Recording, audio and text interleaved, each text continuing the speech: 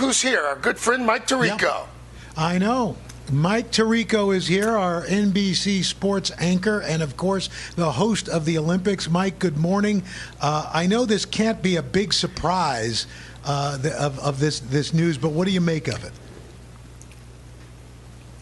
Yeah, you're right, Al, Craig. Good morning, guys, and Hoda as well, and everyone. It went downhill so fast and so quickly, as everything has really regarding this. If you go back just a week ago today, the U.S. OPC, the United States Olympic and Paralympic Committee, their training facility in Colorado Springs was still open.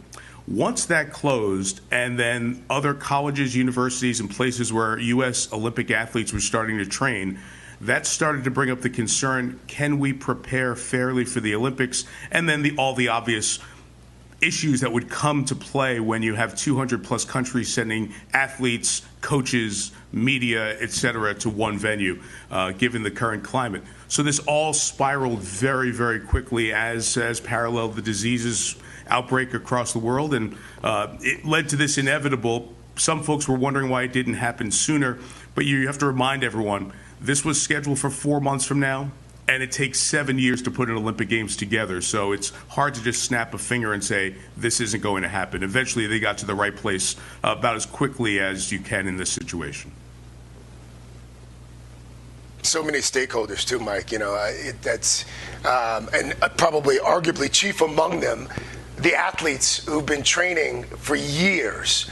What happens now if the Olympics are postponed until 2021 to these athletes who've already qualified?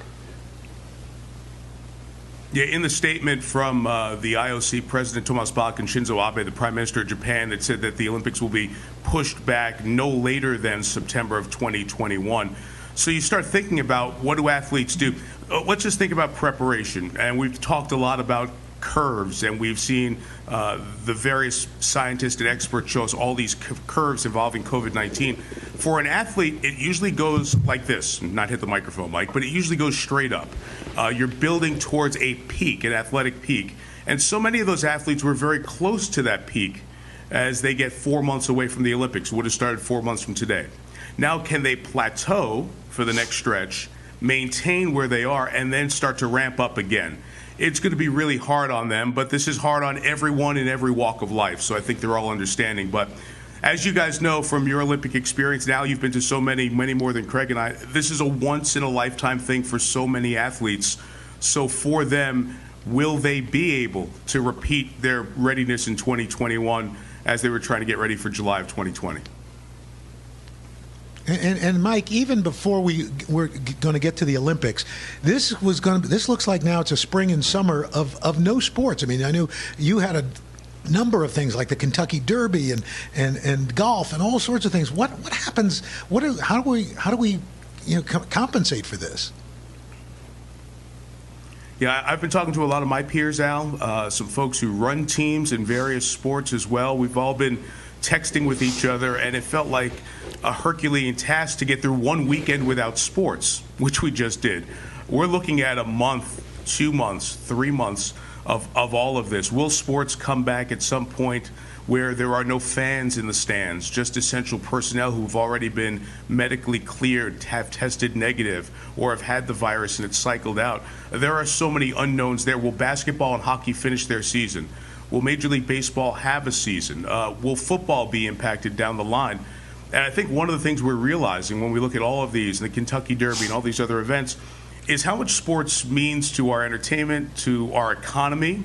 Think of the ticket takers, the people who pop the popcorn, and what it means also to our soul. It's an escape from everything that we normally deal with Monday through Friday. And not having that, I think people realize this weekend. It's nice to go back and look at some old games, but after a while, that's what makes sports great, the live, real unknown of reality TV that we're all missing, and we're just going to have to get used to for a while here. All right. Well, Mike Tirico, thanks for the expertise and the insight. Yeah, same here. You guys stay safe, Al, and you too, Craig, and you and Lindsay. You and Lindsay keep us entertained with your Instagram teaching the kids at home. It's fun to watch. It's just trying to keep some sanity here, Mike Tirico. Trying to keep some sanity, brother.